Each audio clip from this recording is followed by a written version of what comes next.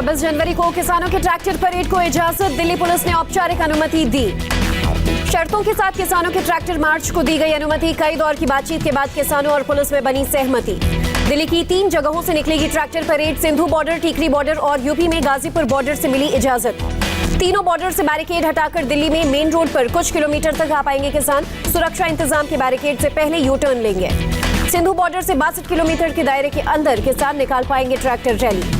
Tikri border से 63 kilometre के दायरे में किसान निकालेंगे ट्रैक्टर परेड। यूपी में गाजीपुर बॉर्डर से 46 किलोमीटर दायरे के अंदर होगी ट्रैक्टर रैली। ट्रैक्टर परेड के कुल 170 किलोमीटर से 100 किलोमीटर दिल्ली के अंदर तक आ पाएंगे किसान। ट्रैक्टर परेड सिंधु बॉर्डर से निकलकर संजय गांधी ट्रांसपोर्ट नगर, कंझावाला, बवाना होते हुए वापस सिंधु बॉर्डर लौटेगी। टीकरी बॉर्डर से ट्रैक्टर परेड का रूट नांगलोई, नजफगढ़, झरोड़ा होते हुए केएमपी एक्सप्रेसवे पे गुजरेगा।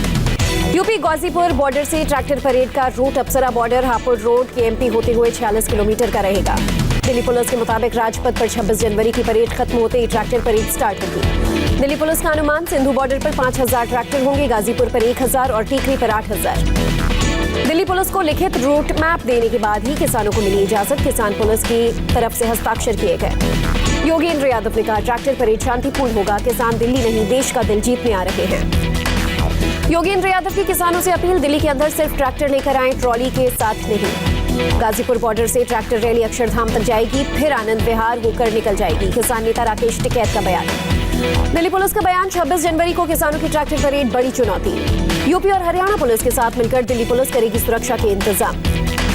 ट्रैक्टर परेड में बड़ी गड़बड़ी की आशंका, दिल्ली पुलिस को इंटेलिजेंस से मिले इनपुट। ट्रैक्टर रैली में गड़बड़ी करने के लिए पाकिस्तान से साजिश, पाकिस्तान से ऑपरेट होने वाले ट्विटर अकाउंट्स मिले। 308 सोशल मीडिया हैंडल पाकिस्तान से चल रहे हैं, दिल्ली पुलिस ने किया खुलासा। पुलिस ने पाकिस्तान से चल रहे 308 सोशल मीडिया हैंडल की लिस्ट जारी की, किसानों को भी बताया गया। गाजीपुर बॉर्डर पर यूपी उत्तराखंड के किसानों का ट्रैक्टर से पहुंचना जारी, देशभक्ति गानों पर डांस करते दिखे किसान। सिंधु बॉर्डर पर सैकड़ों ट्रैक्टर्स का पहुंचना जारी, ट्रैक्टर को मॉडिफाई कर भी ला रहे हैं किसान। 26 जनवरी के ट्रैक्टर परेड से पहले पंजाब के लुधियाना में किसानों ने निकाली जागरूकता ट्रैक्टर रैली। ट्रैक्टर चलाती नजर आई महिलाएं। लुधियाना से कांग्रेस सांसद रवनीत सिंह बिट्टू का सिंधु बॉर्डर पर किसानों ने किया विरोध। रवनीत सिंह का आरोप, मुझे किसान नेताओं ने बैठक में बुलाया था लेकिन मुझ पर हमला किया गया। रवनीत सिंह का बड़ा आरोप, कहा आंदोलन में कुछ लोग खालिस्तानी झंडा लिए हुए हैं लेकिन किसानों को उनकी पहचान नहीं। पंजाब में आम आदमी पार्टी के सभी विधायक कल ट्रैक्टर से दिल्ली पहुंचेंगे, ट्रैक्टर परेड को समर्थन देंगे।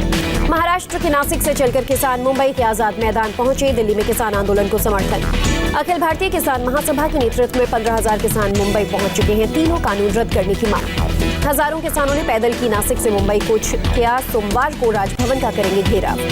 किसानों का मार्च लेफ्ट के झंडों से पटा नजर आया, कांग्रेस, एनसीपी और शिवसेना का है किसानों के प्रदर्शन को समर्थन। राहुल गांधी ने मोदी सरकार पर साधा निशाना, चीन को सीमा पर रोकने के बजाय अन्नदाताओं को दिल्ली बॉर्डर पर रोक रही है।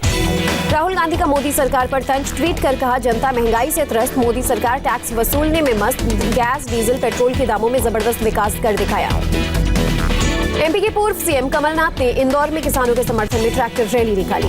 कमलनाथ ने कहा, कृषि के निजीकरण से देश और एमपी की अर्थव्यवस्था तबाह हो जाएगी। एलएसी पर भारत चीन के बीच कोर कमांडर लेवल की बातचीत, माल्डो में गतिरोध दूर करने पर हुई चर्चा। गणतंत्र दिवस की पूर्व संध्या पर कल राष्ट्रपति रामनाथ कोविंद देश को करेंगे संबोधित, शाम 7 बजे लाइव होगा प्रसारण।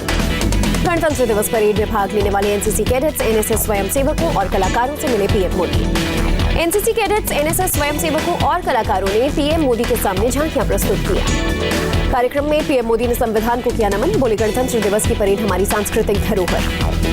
पीएम मोदी ने कहा, तमाम विविधताओं के बावजूद भी भारत एक है, भारत मतलब रंग अनेक, तिरंगा एक।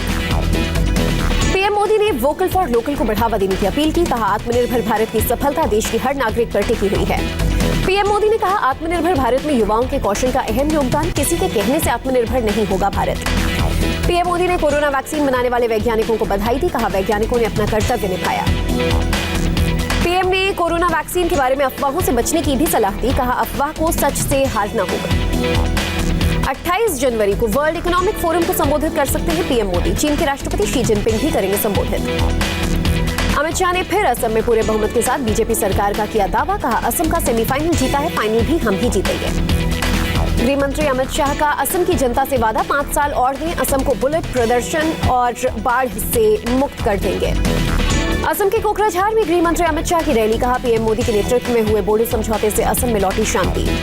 अमित शाह ने कांग्रेस पर साधा निशाना, कहा जो अपने कार्यकाल में शांति नहीं ला सके वो सलाह दे रहे हैं। रैली में बोले गृह मंत्री अमित शाह, कहा मोदी सरकार ने जम्मू कश्मीर से 370 और 35A हटाया, आतंकवाद का भी किया खात्मा।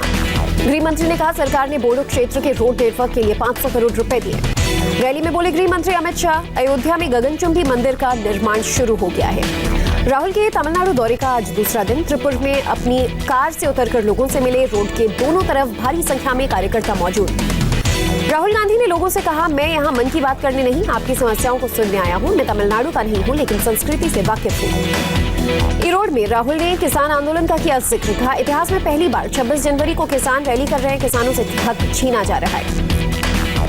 राहुल गांधी ने कहा किसानों की परेशानियों को सुनने समझने के बजाय मौजूदा सरकार उन्हें आतंकवादी कहती है। राहुल गांधी ने कहा अगर भारत के मजदूर किसान बनकर मजबूत और सुरक्षित होते तो चीन भारत में घुसने की हिम्मत कभी नहीं करता।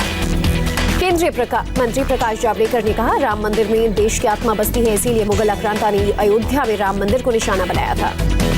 केंद्रीय मंत्री प्रकाश जावड़ेकर का बयान, 6 दिसंबर 1992 को ऐतिहासिक गलती को सुधारा गया। केंद्रीय मंत्री रविशंकर प्रसाद सोमवार को लॉन्च करेंगे वोटर आईडी कार्ड की इलेक्ट्रॉनिक कॉपी, चुनाव आयोग ने दी जानकारी। चुनाव आयोग के मुताबिक वोटर आईडी कार्ड की इलेक्ट्रॉनिक कॉपी को मोबाइल या कंप्यूटर में डाउनलोड भी किया जा सकता है। भाजपा नेता राजवर्धन सिंह राठौर राजस्थान के सरपंचों के साथ दिल्ली पहुंचे, कृषि मंत्री नरेंद्र सिंह तोमर से की मुलाकात। राजवर्धन राठौर ने राजस्थान की सरकार पर आरोप लगाया, कहा राज्य सरकार किसान और गाँव विरोधी हो गई है। राजवर्धन राठौर ने कहा केंद्र सरकार गाँव के विकास के लिए जो पैसा भेज रही है उसे राजस्थान सरकार हड़प रही है। राष्ट्रीय बालिका दिवस पर एमपी के सीएम शिवराज सिंह चौहान ने शुरू किया पंख अभियान, बेटियों को लेकर समाज को जागरूक बनाना मकसद। उन्नाव से बीजेपी सांसद साक्षी महाराज का विवादित बयान, कहा कांग्रेस ने कराई नेताजी की हत्या। नेताजी वाले बयान पर साक्षी महाराज की सफाई, मेरे बयान से पार्टी का कोई लेना देना नहीं, हो सकता है गलत हो मेरा बयान।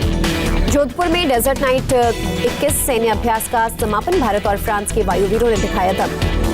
लखनऊ आगरा एक्सप्रेसवे के बाद पूर्वांचल एक्सप्रेसवे पर भी एयर स्ट्रिप, यूपी सरकार ने वायुसेना से जल्द प्लेन उतारकर टेस्ट करने को कहा। गणतंत्र दिवस परेड में डीआरडीओ की 2 झांकियां दिखेंगी, विमानवाहक पोत पर तेजस की लैंडिंग और एंटी टैंक गाइडेड मिसाइलों का प्रदर्शन। 26 जनवरी को केंद्रीय सचिवालय और उद्योग भवन, मेट्रो स्टेशन दोपहर 12 बजे तक रहेंगे बंद। सुरक्षा की वजह से दिल्ली मेट्रो की पार्किंग भी बंद रहेगी। दिल्ली मेट्रो के सभी पार्किंग 25 और 26 जनवरी को दोपहर 2 बजे तक रहेंगे बंद। दिल्ली ट्रैफिक पुलिस ने जारी किया 26 जनवरी का परेड रूट, विजय चौक से नेशनल स्टेडियम तक जाएगी परेड। इंडिया गेट और आसपास 26 जनवरी को सुबह 4 बजे से ट्रैफिक बंद हो जाएगा, दोपहर 12:30 बजे के बाद ही खुलेगा ट्रैफिक। गणतंत्र दिवस के मद्देनजर पुंछ में सुरक्षा सख्त, पुलिस को गड़बड़ी की खुफिया जानकारी मिली। पाकिस्तान के सीज फायर वायलेशन में नायक निशांत शर्मा शहीद, 18 जनवरी को सुंदरबनी सेक्टर में हुए थे घायल। देश में 24 घंटे में कोरोना के 14,849 नए मामले, महामारी से 155 लोगों ने तोड़ा दम। महाराष्ट्र में बीते 24 घंटे में कोरोना से 2,752 लोग संक्रमित, 45 लोगों की मौत। दिल्ली में कोरोना के 185 नए मामले, बीते 24 घंटे में 9 कोरोना संक्रमितों की मौत, 315 लोग ठीक भी हुए। यूपी में बीते 24 घंटे में 297 लोग कोरोना से संक्रमित, 8 लोगों की मौत। केरल में कोरोना के 6,036 नए मामले, राज्य में कोरोना के 72,891 एक्टिव मामले। तमिलनाडु में कोरोना के 569 नए मामले, बीते 24 घंटे में 7 लोगों की मौत, 642 लोग ठीक हुए।